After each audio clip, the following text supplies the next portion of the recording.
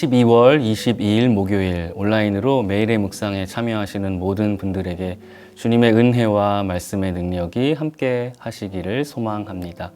오늘은 스가랴 5장을 함께 읽는 날인데요. 그 가운데 1절에서 4절까지의 말씀 함께 읽고 묵상을 나누기를 원합니다. 내가 다시 눈을 들어본즉 날아가는 두루마리가 있더라. 그가 내게 묻되 내가 무엇을 보느냐 하기로 내가 대답하되 날아가는 두루마리를 보나이다. 그 길이가 20규빗이요 너비가 10규빗이니이다.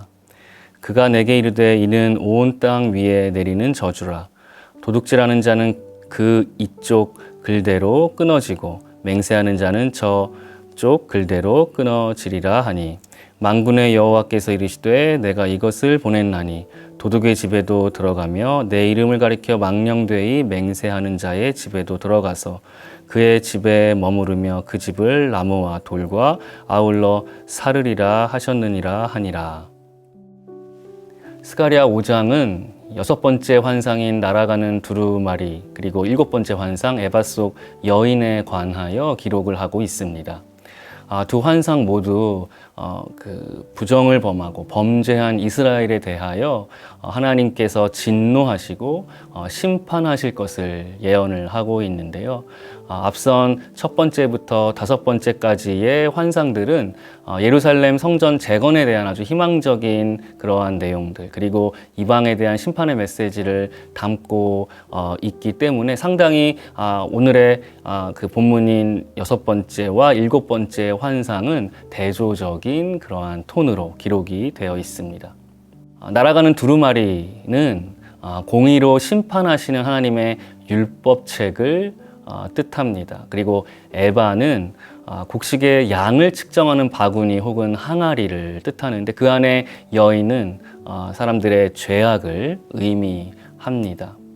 두 가지 환상이 드러내고 나타내고자 하는 하나님의 심판은 어떠한 특징이 있을까요? 두 가지로 우리가 생각을 해볼 수가 있는데요. 첫 번째는 하나님의 심판은 신속하게 임한다는 것입니다.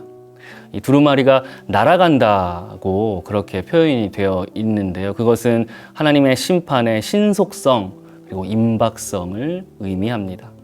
여러분, 예수께서 처음 이 땅에 오신 것은 구원자로서 오신 것이라면요. 이제 죽으시고 부활하셔서 승천하신 이후에 다시 오실 그 재림에는 심판주로 오실 것입니다. 마가복음 13장 32절과 32절에 보시면 예수님께서 무화과나무의 비유를 통해서 이렇게 말씀을 하십니다. 그 날과 그때는 아무도 모르나니 하늘에 있는 천사들도 아들도 모르고 아버지만 아시느니라. 주의하라 깨어 있으라. 그때가 언제인지 알지 못함이라. 예수께서 심판주로 다시 오실 바로 그날, 바로 그때는 아버지만 아시는, 아들도 천사들도 모르는 비밀이라는 것이고요. 그런데 요한계시록 22장에 보시면 내가 진실로 속히 오리라 라는 표현이 계속해서 반복되고 있는데요. 특별히 22장 7절은 이렇게 기록을 합니다. 보라 내가 속히 오리니 이 두루마리의 예언의 말씀을 지키는 자는 복이 있으리라 하더라. 주님께서 주님의 그 심판, 주님의 그 공의로운 재판은 속히 신속하게 임할 것입니다. 바로 이것이 하나님의 심판의 신속성, 임박성을 의미하는 것이죠. 두 번째 하나님의 심판의 특징은 바로 명확성입니다. 본문을 보시면 그 날아가는 두루마리의 사이즈가 기록이 되어 있습니다. 20규빗과 10규빗이라고 되어 있는데 오늘의 단위로 환산한다면 9m, 4.5m 굉장히 큰 크기가 됩니다. 누구나 어디서나 확실하게 확인하고 식별할 수 있는 두루마리. 그래서 저 하늘을 날아가는 것이 구름인지 새인지 혹은 두루마리인지 그 내용은 무엇인지 긴가민가 애매하지가 않을 것이다라는 것이죠. 왜냐하면 하나님의 심판이란 언제나 어디서나 누구에게나 명확하게 확실하게 선포되고 임할 하나님의 능력이기 때문입니다. 예수님도 이런 말씀을 하셨습니다. 바리새인들의 외식을 경고하시면서 누가복음 12장 2절과 3절에서 이러한 말씀을 하시는데요. 감추인 것이 드러나지 않을 것이 없고 숨긴 것이 알려지지 않을 것이 없나니 이러므로 너희가 어두운 데서 말한 모든 것이 광명한 데서 들리고 너희가 골방에서 귀에 대고 말한 것이 지붕 위에서 전파되리라. 감추인 것이 없고 애매한 것이 없고 숨겨질 것이 없다는 말씀입니다.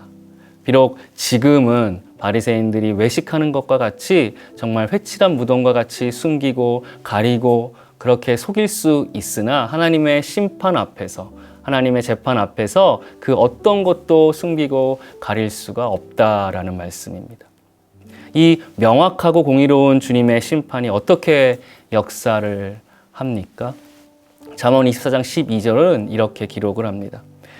내가 말하기를 나는 그것을 알지 못하였노라 할지라도 마음을 저울질하시는 이가 어찌 통찰하지 못하시겠으며 내 영혼을 지키시는 이가 어찌 알지 못하시겠느냐. 그가 각 사람의 행위대로 보응하시리라. 각 사람의 행위대로 보응하시는 공의롭고 명확한 주님의 심판을 가르쳐주고 있는데요. 이것이 하나님의 공의로운 심판의 명확성이고요. 그리고 신속성입니다. 신속하게 임박한 그 하나님의 심판, 명확하게 선포될 주님의 그 재판을 대할 때에 우리는 무엇을 해야 할까요? 그 심판을 피하고 넘어갈 수 있는 오직 단 하나의 길은 예수 그리스도이심을 믿으시기 바랍니다. 왜냐하면 공의의 하나님께서 내리실 그 심판 앞에 누구라도 멸망당할 수밖에 없는 그러한 상황인데 그러한 우리를 위하여 하나님은 우리를 사랑하셔서 독생자를 내어 주셨고 그리고 그를 믿는 자마다 하나님의 심판과 멸망이 아니라 영원한 생명을 허락하셨기 때문입니다.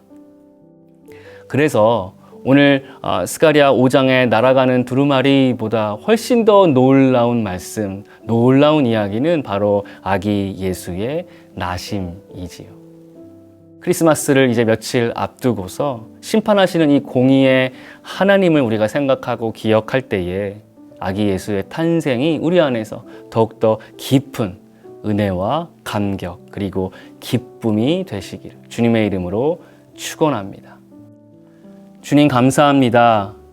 주님의 그 신속하고 명확하고 확실한 심판 앞에 그 누구도 피할 수 없고 넘어갈 수 없는 죄인들을 위하여 예수께서 이 땅에 오시고 십자가 대속의 은혜로 말미암아 하나님의 구원을 하나님의 자녀됨을 허락하심을 다시 한번 감사를 드립니다.